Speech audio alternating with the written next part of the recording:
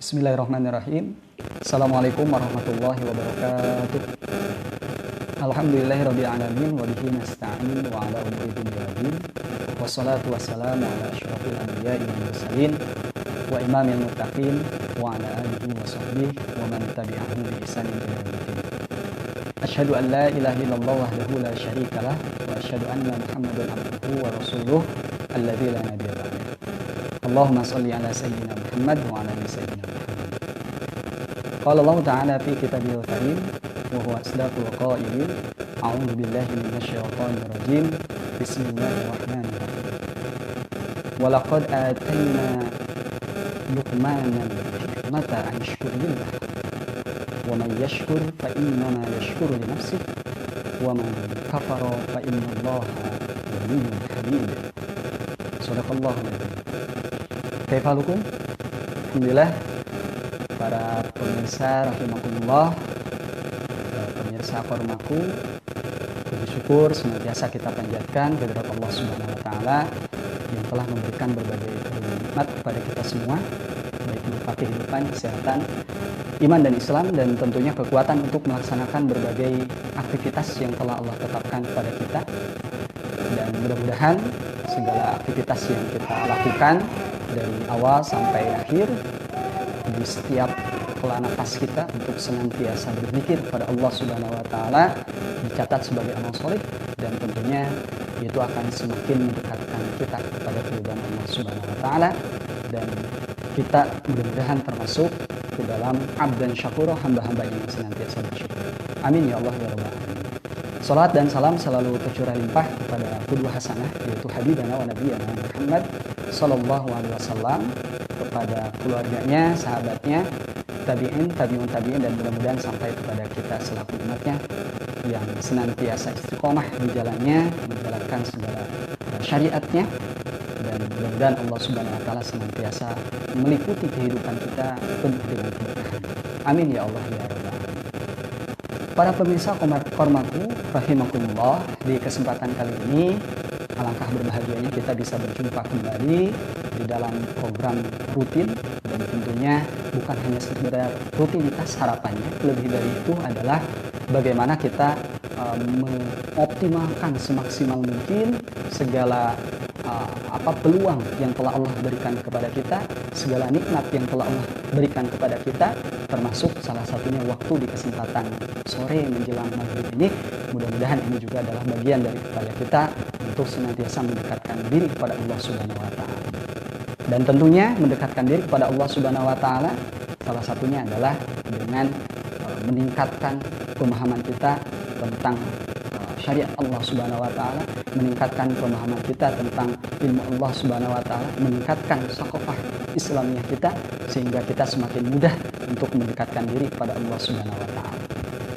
Para pemirsa rahimakumullah, di kesempatan kali ini melanjutkan kembali pembahasan di pekan yang lalu bersama dengan saya sudah kita coba membahas, yakni tentang bagaimana Ramadan ini menjadi berkah, wabil khusus bagi orang tua, dan tentunya juga bagi pemirsa sekalian, mendidik anak-anak kita menjadi anak-anak yang soleh. Dan di kesempatan kali ini, paling tidak ini sebagai sambungan, kita akan coba kaitkan antara materi sebelumnya dengan materi saat ini, yakni sesuai dengan tema yang sudah di-share, yang sudah disebar, yakni kita bicara Ramadan ini menjadi berkah, mendidik anak kita menjadi anak-anak yang memiliki akidah yang kokoh. Yakni Ramadan berkah mendidik anak kokoh dalam berakidah. Nah, sebagaimana di pembahasan sebelumnya, kita sudah menentukan 3 hal yang itu akan menjadi poin penting bagi kita menentukan dan juga akan menjadi faktor yang akan menentukan anak-anak kita, termasuk anak-anak soleh. Poin yang pertama, mudah-mudahan masih ingat para pemirsa sekalian, di pekan yang lalu, yakni tentang akidah yang kokoh. Nah, oleh karena itu sangat tepat jika kita coba kembangkan bagaimana memperkokoh akidah anak kita di kesempatan bulan Ramadan yang mulia ini, yang penuh dengan berkah ini, sehingga Allah Subhanahu wa taala bisa memberikan karunia anak-anak yang soleh, anak-anak yang memiliki akidah yang kokoh. Para pemirsa rahimakumullah, di kesempatan kali ini ya paling tidak ada bahasan yang coba kita akan munculkan. Walaupun ini cukup panjang sebenarnya ketika kita bicara tentang bagaimana memperkokoh akidah anak-anak kita. Nah, ada beberapa bagian akan coba kita bahas. Ya kalau secara keseluruhan nampaknya di waktu yang cukup singkat ini kita agak kesulitan ya. Tapi alangkah baiknya kita akan masuk di termin demi termin berikutnya, di pertemuan-pertemuan berikutnya, sehingga ini bisa continue, bisa istiqomah, sehingga harapan kita melahirkan anak-anak kita yang anak-anak yang soleh dan soleha ini bisa terwujud seperti itu. Para pemirsa rahimakumullah, paling tidak kita akan membahas bagian pertama dari total keseluruhan, paling tidak ada 5 bagian yang coba ingin dibahas. Insya Allah di bagian pertama ini kita akan bicara tentang bagaimana 6 hal yang berkaitan dengan memperkokoh akidah. Yang pertama kita bicara tentang memahamkan akidah kepada anak-anak kita itu dengan bahasa ibu. Ini poin yang pertama yang akan coba kita. Ini yang coba akan kita bahas. Bagaimana memahamkan akidah itu dengan bahasa ibu. Ini poin pertama dari 6 poin kesempatan kali ini yang akan kita bahas.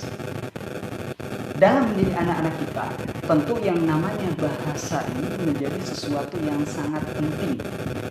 Bagaimana bahasa ini sebagai media komunikasi kita, orang tua bil khusus, dengan anak-anak kita. Bagaimana agar sampai tujuan yang ingin kita maksud dan anak-anak kita bisa memahami apa yang kita maksud. Dan tentu ini menjadi poin yang pertama. Kenapa masih bahasa ibu? Karena bahasa ibu ini adalah bahasa yang penuh dengan kasih sayang, dengan cara yang itu lemah lembut, lagin, dengan cara yang lemah lembut, sehingga apa yang disampaikan oleh kita kepada anak-anak kita, bagaimana memahamkan akidah tersebut ke anak-anak kita, maka pada saat itu ini akan jauh lebih mudah diterima oleh anak-anak kita. Berikutnya adalah bagaimana kita harus juga memperhatikan aspek mabda dalam mendidik. Ya, ini harus memperhatikan bagaimana ketika kita memberikan pemahaman kepada anak-anak kita itu adalah akidah yang melahirkan peraturan yang itu merupakan bagian dari pandangan hidup seorang muslim. Ketika seseorang, dalam hal ini seorang muslim memiliki pandangan hidup tertentu dan itu adalah merupakan akidah yang terpancar darinya suatu bentuk berbagai peraturan, yakni dalam hal ini adalah mabda atau dalam bahasa kekinian itu sendiri disebut sebagai ideologi. Maka ini akan sesuai dengan tujuan yang dimaksud kita memperkokoh akidah. Karena agak sulit kalau misalkan kita hanya sekedar melihat anak-anak kita seperti pembahasan yang lalu, anak kita itu rajin ibadah, rajin beramal solih.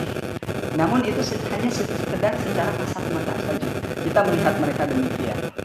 Namun ternyata di dalam diri anak tidak tertancap kekokohan akidah. Makanya di sini perlu adanya upaya dari kita semua bagaimana anak-anak kita memiliki pemahaman yang itu pemahaman atau pemahaman. Ya, ambil contoh ketika kita ingin memahamkan kepada anak-anak kita tentang kewajiban sholat. Maka pada saat itu bukan hanya sekedar kita mengucapkan, wahai anakku, mari kita sholat. Allah Subhanahu wa Ta'ala akan menyayangi kita, misalkan demikian. Kalau misalkan dicukupkan itu saja, tidak sampai ditancapkan kepada pemahaman bahwasanya aktivitas sholat itu adalah apa yang telah ditetapkan oleh Al-Khaliq, dalam hal ini adalah Allah Subhanahu wa Ta'ala yang menciptakan manusia, ini masih kurang. Oleh karena itu harus tertanam di dalam diri anak kita itu bagaimana upaya semaksimal mungkin aspek pemahaman terhadap akidah yang melahirkan peraturan ini bisa muncul. Para pemirsa rahimakumullah, mungkin para pemirsa melihat ini sesuatu yang sangat besar, sesuatu yang sangat mendalam, ataupun sesuatu yang sangat berat bagi para pemirsa sekalian. Namun tentu kembali kepada pembahasan yang lalu, ada kewajiban bagi orang tua, ada kewajiban bagi orang tua yang telah Allah tetapkan kepada kita, bagaimana anak-anak kita memiliki keimanan yang mantap, keimanan yang kuat. Dan kalau kita bicara usaha yang akan menghasilkan sesuatu yang maksimal, maka di sana pasti ada tantangan, pasti ada halangan yang melintang. Nah, ketika kita mencoba menapaki satu tahapan demi tahapan dengan berbagai halangan yang melintang, tantangan dan lain sebagainya, itu insya Allah ini akan berbuah pahala di sisi Allah Subhanahu wa Ta'ala.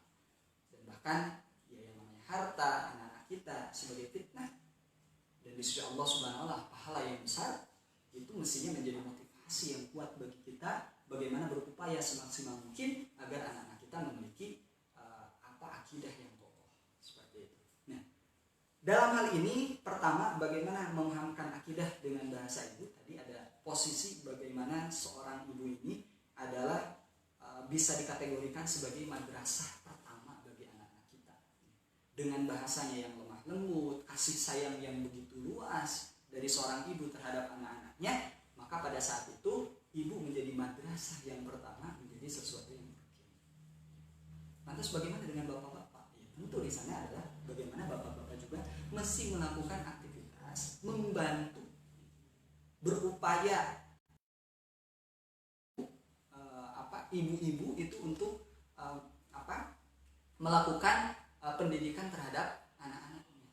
Sehingga di sana ada poin bagaimana anak-anak kita, di sana ada poin bagaimana ada upaya yang dilakukan oleh bapak ataupun ibu bergandengan tangan mendidik anak-anaknya. Maka pada saat itu insya Allah anak-anak yang memiliki akidah yang kokoh ini bisa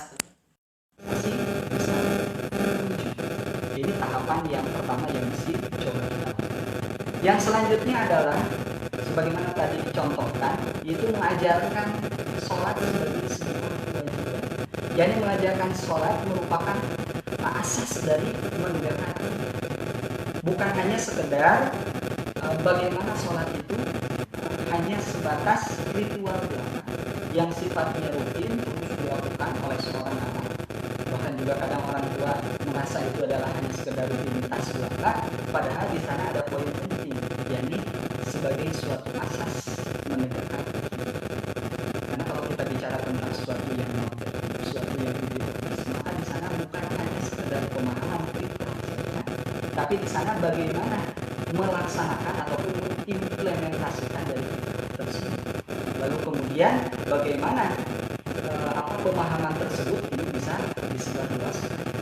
Dalam hal ini adalah bagaimana itu bisa terjaga dan akhirnya kemudian bisa disebarluaskan sebagai bagian dari aktivitas. Nah, ini yang mesti dipahami. Jadi ambil contoh dalam hal ini kewajiban melaksanakan sholat saja itu adalah bicara tentang bagaimana menegakkan asas dari akidah tersebut, bukan hanya sekedar rutinitas ritual. Nah, selanjutnya juga bagaimana anak-anak kita itu telah diperintahkan oleh Allah Subhanahu wa Ta'ala melalui lisan Rasulullah SAW, yakni ajarilah anak-anak kalian sholat, yaitu pada saat mereka berumur 7 tahun. Di sini ada mengajarkan, dan proses pengajaran kepada anak-anak kita dalam hal ini bukan hanya sekedar tadi ritual, tapi bagaimana tahap demi tahap, dan bahkan pengajarannya pun harus betul-betul di awal itu sesuai dengan aturannya, bukan hanya sekedar sholat. Ambil contoh misalkan ketika akan melaksanakan sholat zuhur, lalu kemudian kita perintahkan anak kita sholat zuhur, wahai anakku mari kita sholat zuhur, lalu kemudian anak lepas pada saat sholat zuhur dia hanya selesai di 2 rakaat misalkan. Ini mesti dipahamkan kepada anak kita dengan kuat bahwasanya ya sholat zuhur itu tidak 2 rakaat tapi harus 4 rakaat. Bagaimana ketika takbiratul ihram, bagaimana ketika membaca doa-doa di dalam sholat, rukun-rukunnya dan lain sebagainya, itu betul-betul mesti ditanamkan sejak awal kepada anak-anak kita.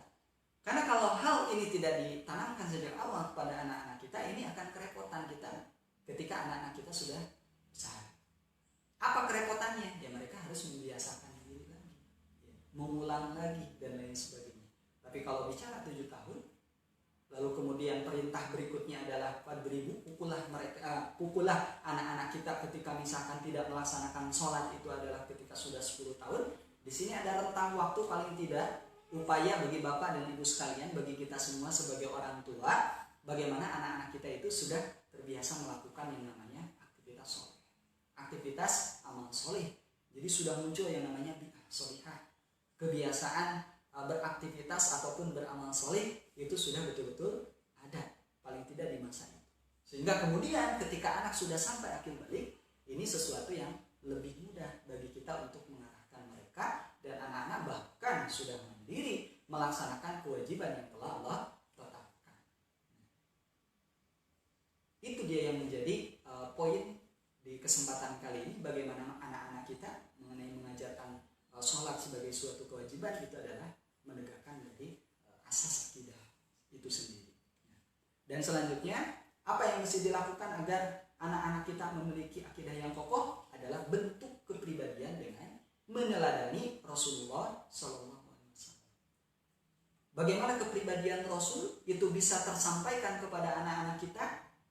Boleh kita melakukan menyampaikan kisah-kisah, menyampaikan berbagai riwayat, menyampaikan sirah Rasulullah SAW. Bagaimana ketika beliau mengimani Allah Subhanahu wa taala, bagaimana ketika beliau berpikir tentang berbagai hal, bagaimana ketika beliau mendidik anak-anaknya, bagaimana ketika beliau berbicara, bagaimana beliau ketika bersikap dan lain sebagainya. Ini adalah juga bagian dari upaya membentuk kepribadian pada diri anak kita dengan cara meneladani Rasulullah SAW.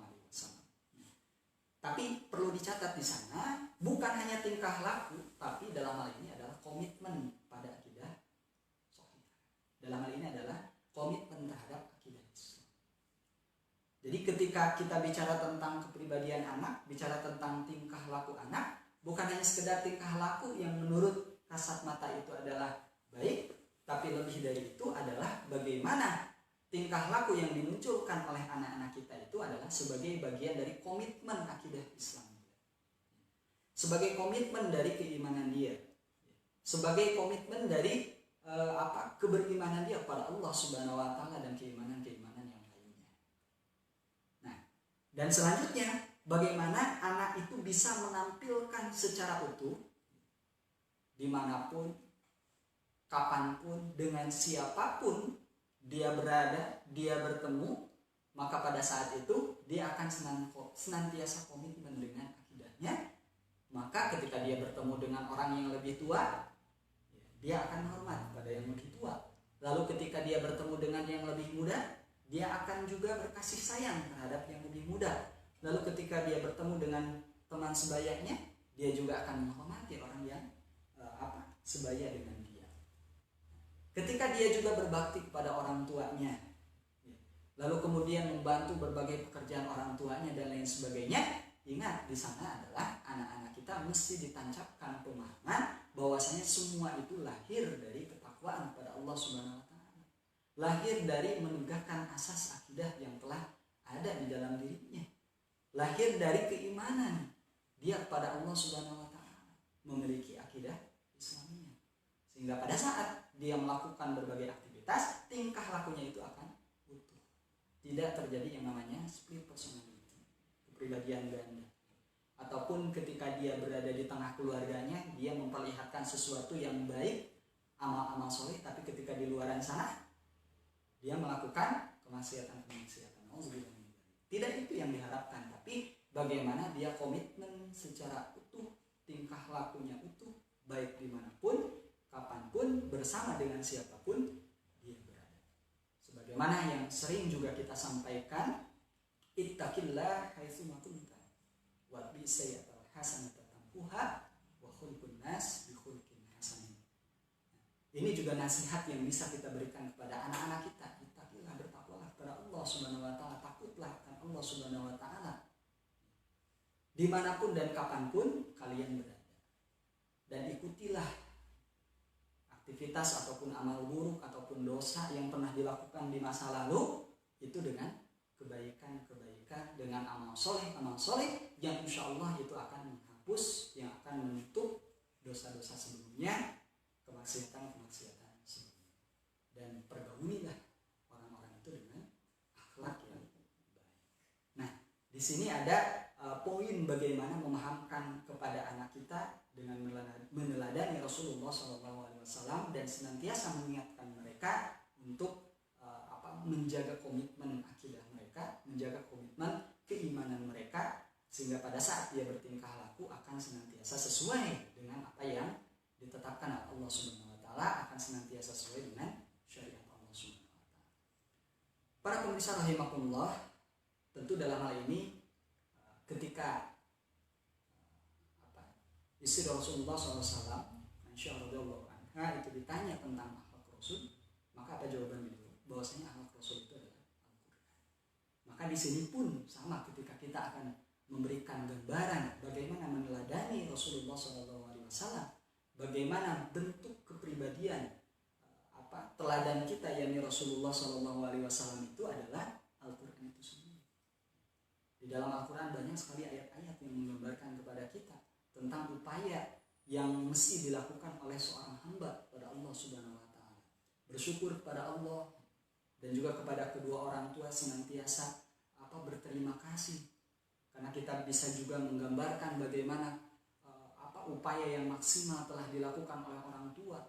Bagaimana terlebih lagi seorang ibu mengandung dia selama 9 bulan dengan penuh kecapean, berat, dibawa kemana-mana dan lain sebagainya. Itu bisa digambarkan kepada anak kita, sehingga anak-anak kita akan merasakan bagaimana dia betapa sungguh bahagianya, sungguh bersyukurnya memiliki seorang ibu yang luar biasa yang telah melahirkan dia lalu kemudian membesarkan dia.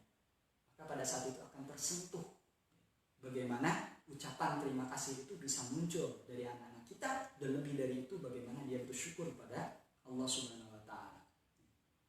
Dan kemudian juga ketika di dalam Al-Qur'an juga digambarkan bagaimana mestinya bersabar seseorang, mesti bersabarnya seseorang dalam menghadapi apapun, termasuk juga dalam menjalankan berbagai aktivitas yang telah Allah tetapkan kepadanya.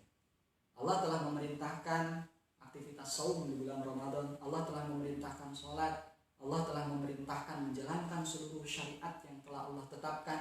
Maka pada saat itu adalah bagian dari meneladani pribadi Rasulullah SAW, dan tentunya dengan memahami Al-Quran. Bahkan di dalam ayat Al-Quran digambarkan bagaimana seorang ibadur rahman, bagaimana seorang yang itu solih. Salah satunya digambarkan oleh Allah Subhanahu wa taala dalam Al-Quran, dalam Quran surat Luqman. Ini bicara tentang Luqmanul Hakim, bagaimana beliau adalah seorang yang soleh di hadapan Allah Subhanahu wa taala, orang yang bertakwa di hadapan Allah Subhanahu wa taala. Bagaimana di dalam ayat Al-Quran digambarkan, ya bunayya aqimis shalah. Di sana beliau memanggil anaknya, wahai anakku, aqimis shalah, tegakkanlah sholat. Lalu kemudian ada seruan dari Luqmanul Hakim tersebut kepada anaknya, yakni wa'mur bil ma'ruf wanha 'anil munkar. Di sana ada seruan untuk apa? Yakni untuk melakukan aktivitas, seruan kembali kepada orang-orang yang lain untuk melakukan aktivitas yang ma'ruf dan mencegah dari aktivitas yang munkar. Lalu kemudian kalimat berikutnya adalah wasbir ala ma asaba, dan bersabarlah terhadap apa yang telah Allah tetapkan yang menimpa dia. Ya, ini bisa tergambar oleh kita ketika kita melaksanakan sholat secara umum dalam dimensi yang lebih luas. Dalam hal ini adalah menegakkan sholat, menjalankan seluruh syariatnya, syariat Allah Subhanahu wa taala. Maka berikutnya kita juga akan menyeru kepada orang lain untuk sama-sama melaksanakan aktivitas yang ma'ruf tersebut, kebaikan tersebut. Lalu pun kemudian kita melakukan aktivitas melarang orang lain, mencegah orang lain berbuat keburukan, berbuat sesuatu yang bertolak belakang dengan syariat Allah Subhanahu wa taala. Maka di sana penuh dengan tantangan. Tantangan yang pertama yaitu ketika melaksanakan syariat itu sendiri. Lalu kemudian tantangan kedua, menyuruh kepada yang lain. Di sana pasti ada feedback. Bagaimana tidak ketika menyuruh kebaikan kepada orang lain dan kemudian mencegah orang lain berbuat kemaksiatan, berbuat dosa, maka di sini ada feedback. Feedback bisa jadi positif, bisa jadi negatif. Bisa jadi justru ketika kita seru kepada kebaikan, ketika anak-anak kita menyuruh kepada kebaikan, lalu kemudian ketika anak-anak kita mencegah dari keburukan, kemungkaran kepada khalayak, kepada temannya, ataupun kepada orang yang berada di bawahnya, seperti itu, di usia yang lebih muda di antara mereka, maka di sana ada tantangan. Maka di sana Allah Subhanahu wa taala memerintahkan kepada kita wasbir, yaitu bersabar. Maka pun demikian, orang tua mendidik anak-anak kita meneladani apa yang telah dilakukan oleh Rasulullah Shallallahu alaihi wasallam. Dan mudah-mudahan dengan cara itu menjadi bagian bagi kita memperkuat, memperkokoh akidah kita. Memperkuat dan juga memperkokoh akidah anak-anak kita. Para pemirsa rahimakumullah, berikutnya di poin yang keempat, yang selanjutnya yang mesti dilakukan itu adalah bagaimana kita memfungsikan akal anak-anak kita sehingga anak-anak kita mampu memikirkan alam semesta, manusia, dan kehidupan. Ini juga adalah bagian dari hal penting tatkala kita ingin mendapatkan ataupun menemui anak-anak kita, anak-anak yang memiliki akidah yang kokoh. Maka pada saat itu kita harus memfungsikan akal mereka. Kapan fungsi akal itu berjalan? Ya, sejak mereka lahir, fungsi akal itu sudah mulai, walaupun belum sempurna. Terus dilakukan. Ya. Sampai makanya tadi ada perintah dari Allah Subhanahu wa taala untuk memerintahkan sholat itu di usia 7 tahun. Ya di sana akal mereka sudah mulai semakin sempurna. Sampai di akhir balik, barulah pada saat itu betul-betul sempurna akal mereka sehingga mereka dibebani hukum oleh Allah Subhanahu wa taala. Maka pada saat anak-anak kita masih di awal pertumbuhannya, pemikirannya masih bertumbuh, maka pada saat itu fungsi akalnya juga akan semakin meningkat. Maka mulailah bagi kita untuk melakukan aktivitas kepada mereka, bagaimana mereka mencoba memfungsikan akal mereka sehingga pada saat itu akal mereka akan berpikir tentang alam semesta, manusia, dan kehidupan. Kenapa 3 poin ini? Ya, 3 poin inilah yang ini mampu dipikirkan oleh manusia. Selebihnya tentu itu bisa mengikuti ataupun tinggal mengambil dari sumber-sumber yang itu telah difikirkan oleh akal manusia itu sendiri. Seperti itu. Nah, karena kita juga memahami bagaimana daya rekam dari benak mereka, yakni anak-anak kita di usia seperti itu sangat kuat, sangat tajam, apapun itu bisa mereka tangkap. Kalaulah ini tidak diarahkan dengan baik, ini akan repot. Nah, lantas potensi tersebut jangan dibiarkan begitu saja. Potensi tersebut harus coba kita create, coba kita bentuk. Bagaimana anak-anak kita memikirkan alam semesta, manusia, dan kehidupan, lalu di sana akan muncul sebuah ketakjuban. Akan muncul sebuah pemikiran bahwasanya alam semesta, manusia, dan kehidupan ini adalah memiliki posisi sebagai makhluk. Bagaimana ketakjuban mereka terhadap alam semesta, tapi di sana mereka akan melihat banyak sekali kekurangan, banyak sekali keterbatasan alam semesta, manusia, dan kehidupan. Dia bicara tentang dirinya sendiri, dia membutuhkan orang tuanya, dia membutuhkan makan dan minum. Pada saat yang lain dia membutuhkan bantuan dari orang lain, pada saat yang lain dia sakit dan lain sebagainya. Maka ini mestinya akan semakin memperkuat pemahaman mereka bahwasanya dirinya itu adalah makhluk. Ketika dia sudah memikirkan makhluk yang hanya sekedar manusia ini adalah makhluk ternyata memiliki segudang potensi yang luar biasa, keajaiban yang luar biasa yang telah ada di dalam diri mereka sendiri, lalu kemudian mereka bicara tentang alam semesta dan juga kehidupan yang begitu luas, maka pada saat itu dia menemukan berbagai ketakjuban, namun dia juga melihat banyaknya kekurangan, keterbatasan yang pada akhirnya mereka akan memahami bahwasanya alam semesta, manusia, dan kehidupan ini adalah ciptaan. Dan kalau bicara ciptaan, maka dia akan berpikir tentang pencipta. Akan diarahkan, mesti diarahkan oleh kita bahwasanya ketika alam semesta manusia dan kehidupan ini adalah ciptaan, maka di sana mesti ada pencipta. Para pemirsa rahimakumullah, mudah-mudahan ini bisa difahami adanya keterkaitan antara satu pemahaman yang ingin kita coba masukkan ke dalam benak anak kita, dan poinnya bukan sebagai doktrin di sana, tapi mencoba mengajak anak-anak kita memikirkan.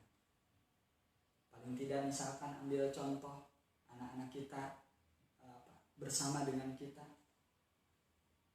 ke pekarangan, di sana ada bunga, di sana ada bunga-bunga yang itu sudah bermekaran dengan warna-warni dan lain sebagainya, ada yang berwarna merah, ada yang kuning, hijau, putih dan lain sebagainya. Mencoba memberikan pertanyaan-pertanyaan kepada anak-anak kita.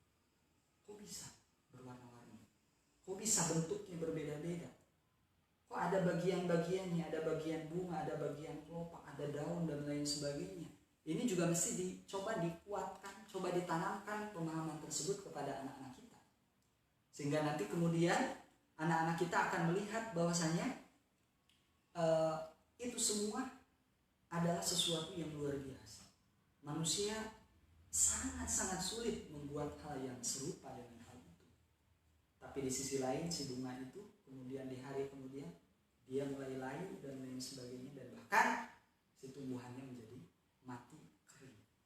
Ini juga mesti menjadi pembelajaran yang penting bagi anak-anak kita, sehingga anak-anak kita akan merenung, mencoba berpikir, mentafakuri, mentadaburi apa yang telah Allah ciptakan, lalu kemudian dia berpikir, menyimpulkan bahwasanya semua ini adalah ciptaan dan mesti ada yang menciptakan, bukan manusia. Karena manusia tadi dia berpikir akan sangat sulit. Dan catatannya bukan doktrin yang memaksakan kepada mereka keyakinan seperti ini, proses keimanan ataupun proses mengokohkan akidah seperti ini. Poinnya adalah bagaimana memfungsikan akal anak kita memikirkan alam semesta manusia dan kehidupan, bahwasanya itu semua adalah makhluk, bahwasanya itu semua adalah ciptaan, dan yang namanya ciptaan masih ada yang menciptakan. Nah ini poin yang keempat. Selanjutnya yang kelima, ini memfungsikan akal menemukan al-khaliq. Setelah mereka memahami bahwasanya alam semesta manusia dan kehidupan itu adalah ciptaan, mesti ada pencipta, maka di sini dia harus kita sebagai orang tua, para pemirsa rahimakumullah, itu mesti mencoba mengarahkan anak-anak kita bahwasanya ini mesti ada al-khaliq, mesti ada pencipta. Karena dengan memahamkan kepada anak-anak kita sifat-sifat kemakhlukan yang ada pada alam semesta manusia dan kehidupan, selain memang takjub di sana penuh dengan keterbatasan, penuh dengan kekurangan, mesti ada yang menciptakan. Dalam hal ini adalah al-khaliq. Siapa al-khaliq itu? Ya tentu kita akan tanamkan secara kuat, secara maksimal bahwasanya al-khaliq itu adalah Allah Subhanahu wa taala. Al-khaliq al-mudabbir itu adalah Allah Subhanahu wa taala. Allah yang telah menciptakan, Allah yang telah mengatur semuanya. Allah yang telah menciptakan bunga dengan warna-warninya, Allah yang telah menciptakan daun dengan berbagai bentuknya, Allah yang telah menciptakan manusia yang memiliki warna kulit, bola mata, hidung, telinga dan lain sebagainya, itu berbeda antara yang satu dengan yang lain. Nah, pada saat itu anak-anak kita coba kita aktifkan kembali akalnya. Dengan mengaktifkan akal mereka, mengajak mereka merenung, mengajak mereka berpikir, maka tentu ini akan semakin mudah memperkokoh akidah anak-anak kita. Dan kemudian bagaimana makhluk ini mesti mengikuti setiap aturan yang telah ditetapkan oleh al-khaliq. Yang namanya makhluk ini mesti mengikuti seluruh pedoman, petunjuk yang telah ditetapkan oleh al-khaliq, sehingga makhluk tersebut, sehingga ciptaan tersebut bisa menjalani kehidupannya ini sesuai dengan apa yang telah ditetapkan, dan menjalani kehidupan ini penuh dengan kebaikan, penuh dengan keberkahan, selamat dalam kehidupannya. Nah ini poin berikutnya ditanamkan kepada mereka. Ketika kita sebagai makhluk mengikuti apa yang telah ditetapkan oleh al-khaliq, maka kemudian kita akan menjadikan ketetapan tersebut sebagai pedoman dan kita akan mendapatkan keselamatan. pada saat kita memahami hal itu, anak-anak memahami hal itu bukan secara doktrin, tapi secara mengajak mereka berpikir, insya Allah ini akan semakin menguatkan pemahaman anak-anak kita. Sehingga anak-anak ketika melakukan aktivitas apapun, dia akan senantiasa berpikir bahwasanya ini adalah makhluk, ada pencipta, ada khalik, Allah Subhanahu wa taala. Mestinya bagaimana Allah Subhanahu wa taala mengatur ini semua. Nah, pada saat itu dia akan semakin kokoh keimanannya. Dan yang selanjutnya, bagaimana kita memfungsikan akal pemikiran mereka setelah kehidupan ini berakhir. Bagaimana kehidupan ini berakhir? Ketika langit itu sudah runtuh, bumi digoncangkan dengan seguncang-goncangnya dahsyat, maka pada saat itu kita berikan penjelasan, berikan pemahaman kepada anak-anak kita bahwasanya itu akan terjadi. Sebagaimana keterbatasan-keterbatasan yang sudah dia pahami sebelumnya, baik alam semesta manusia dan kehidupan yang penuh dengan keterbatasan tersebut, tidak ada di antara ketiga tersebut yang kekal, maka dia akan melihat suatu saat itu akan terjadi, seluruhnya itu musnah, seluruhnya itu hancur. Maka pada saat itulah disebut sebagai hari kiamat. Nah, namun pada saat hari kiamat dengan segala kerumitannya, dengan segala kegoncangannya, dengan segala ketakutannya dan lain sebagainya, di sana mesti ditanamkan kepada anak kita bahwasanya ada sesuatu yang bisa menolong mereka. Apa yang menolong mereka? Tentunya adalah keridhaan dari Al-Khaliq, keridhaan dari Allah Subhanahu wa taala, ampunan dari Allah Subhanahu wa taala. Perantara apa itu semua? Yakni perantara amal solih yang dilakukan di dunia saat ini, amal kebaikan yang dilakukan oleh kita dan anak-anak kita di dunia saat ini akan menghantarkan kepada suatu saat bertemu dengan Allah Subhanahu wa taala itu dengan argumen yang kuat, dan Allah meridhoi kita, dan pada hari kiamat yang penuh dengan kegoncangan, ketakutan tersebut, kita dan anak-anak kita termasuk ke dalam hamba-hamba Allah Subhanahu wa taala yang senantiasa dilindungi oleh Allah Subhanahu wa taala. Nah, ini juga mesti ditanamkan kepada anak-anak kita amal soleh yang akan menjadikan Allah ridha, Allah ampuni dosa kita. Kemudian kita juga jelaskan kepada anak-anak kita tentang adanya surga dan neraka sebagai pembalasan bagi manusia. Ketika manusia berbuat baik, Allah berikan jannah. Ketika manusia berbuat buruk, dosanya begitu melimpah, maka pada saat itu dia akan dimasukkan ke dalam neraka Allah Subhanahu wa taala. Nah, ini juga mesti diberikan pemahaman yang utuh tentang hari kiamat, kehancuran alam semesta, dan kemudian balasan dari Allah Subhanahu wa taala. Di sana ada masa ataupun ada hari dipertanggungjawabkannya seluruh amal perbuatan yang telah dilakukan oleh manusia. Kemudian ada balasan dari Allah Subhanahu wa taala berupa surga dan neraka Allah Subhanahu wa taala. Insyaallah dengan pemahaman yang kompleks, dengan pemahaman yang terintegrasi dari awal sampai akhir, menggunakan potensi yang telah Allah berikan kepada manusia termasuk anak kita, dalam hal ini adalah akal, bagaimana mereka memikirkan tentang itu semua, akhirnya mereka betul-betul taat kepada Allah Subhanahu wa taala dimanapun dan kapanpun mereka berada. Dan poin akidah yang kokoh ini adalah poin pertama, poin utama, sehingga anak-anak kita bisa terkategori anak-anak yang soleh dan juga solehah. Para pemirsa rahimakumullah, ibu bapak dan seluruh pemirsa yang mendengarkan kesempatan kali ini, mudah-mudahan gambaran ataupun penjelasan yang saya sampaikan dari awal sampai akhir tadi, 6 poin bagaimana mengokohkan akidah anak kita dari satu bagian ini, menjadikan upaya yang lebih bagi kita, menjadikan pemahaman bagi kita bagaimana menanamkan akidah yang kokoh kepada anak-anak kita. Para pemirsa rahimakumullah, tentu ini adalah sesuatu yang berat, betul, sesuatu yang sangat penuh dengan rintangan, betul. Namun di sisi lain insya Allah Allah Subhanahu wa taala akan memberikan balasan yang luar biasa, sesuatu yang bisa jadi itu tidak pernah kita sangka-sangka, sesuatu yang bisa jadi sebagaimana yang digambarkan oleh Allah Subhanahu wa taala melalui lisan Rasulullah sallallahu alaihi wasallam. Innallaha azza wa jalla, sesungguhnya Allah azza wa jalla itu akan mengangkat derajat. Akan mengangkat derajat. Siapa yang akan diangkat derajatnya oleh Allah Subhanahu wa taala itu adalah hamba-hambanya yang saleh. Di mana itu? Di surga. Lalu kemudian si hamba itu bertanya kepada Allah, wahai Tuhanku, bagaimana aku mendapatkan ini semua? Jawaban Allah Subhanahu wa taala, ini amal yang sederhana bisa dikatakan. Jawaban Allah Subhanahu wa taala itu adalah karena istighfar yang dilakukan oleh anakmu untuk hanya sekedar istighfar yang diberikan oleh anaknya. Ya tentunya anak yang soleh beristighfar kepada Allah Subhanahu wa taala untuk kita sebagai orang tuanya, hanya sekedar istighfar saja itu diberikan derajat yang tinggi oleh Allah Subhanahu wa taala di surga Allah Subhanahu. Apalagi ketika amal soleh yang dilakukan oleh anak-anak kita lebih dari itu semua. Dan tentunya kita sangat yakin sebagaimana sabda yang disampaikan oleh Rasulullah SAW, dan tentunya ini mudah-mudahan jadi ibrah dan juga jadi motivasi bagi kita semua, bagaimana anak-anak kita dididik dengan baik, memperkokoh akidah anak-anak kita sehingga anak-anak kita menjadi anak-anak yang soleh dan soleh.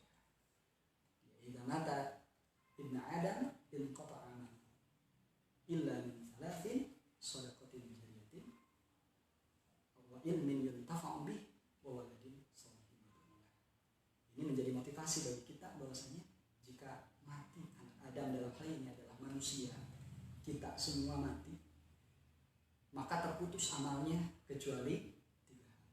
Yang pertama adalah sedekah jariyah, yang kedua ilmu yang bermanfaat, dan yang ketiga adalah anak soleh yang mendoakan. Dan mudah-mudahan dengan doa anak soleh kita, ilmu yang diberikan kepada anak kita menjadi ilmu juga menjadi jariyah, menjadi ilmu yang menjadi bermanfaat. Lalu kemudian sedekah yang kita berikan juga akan menjadi sedekah jariyah yang akan juga mengalir terus sampai kita berada di dunia. Dan itu semua tentu harapan kita hanya kepada Allah Subhanahu wa taala. Terakhir, harapan kita hanya kepada Allah Subhanahu wa taala. Mudah-mudahan Allah Subhanahu wa taala semakin memperkokoh akidah kita dan juga anak-anak kita sehingga kelak kita akan bertemu kembali sekeluarga bersama dengan ayah kita, ibu kita, kakek nenek dan keluarga besar kita termasuk anak-anak kita di surga Allah Subhanahu wa taala. Amin ya Allah ya rabbal alamin. Itu saja mungkin para pemirsa rahimakumullah yang bisa disampaikan pada kesempatan kali ini. Mudah-mudahan Allah Subhanahu wa taala senantiasa meliputi kehidupan kita dengan keberkahan. Amin ya Allah ya rabbal alamin. Kita akhiri dengan pembacaan hamdalah. Alhamdulillahirabbil alamin dan barakallahu iblis. Subhanakallahumma wa bihamdika asyhadu an la ilaha illa anta astaghfiruka wa atubu ilaik. Wa assalamualaikum warahmatullahi wabarakatuh.